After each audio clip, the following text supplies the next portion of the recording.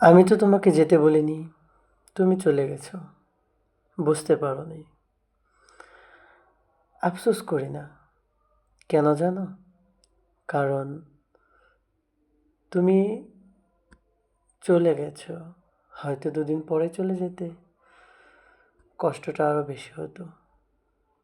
But চলে যাওয়ার সময় ঘুরেও একবার দেখোনি কাজটা কি তুমি ঠিক করেছো নাকি ভুল করেছো।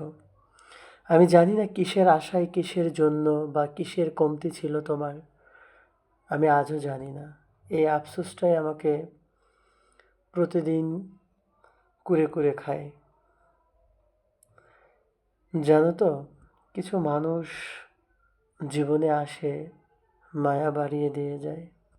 তুমিও সেরকমই একজন ছিলে, কিন্তু আমি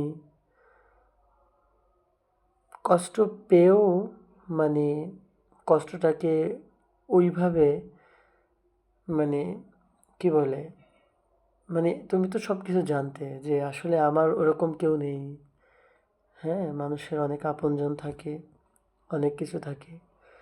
তো সব কিছু জেনে শুনে যখন তুমি এই কষ্টটা আমাকে দিলে, তার মানে তুমি ভেবে চিন্তেই বুদ্ধি খাটিয়ে দিয়েছো। সো আছি, দেখি, এভাবেই থাকবো। ভালো থেকো। ভালো থাকার জন্য যতটুকু দরকার তা করেছো, অবশ্যই ভালো থাকবা। সো আর কিছু বলার নেই।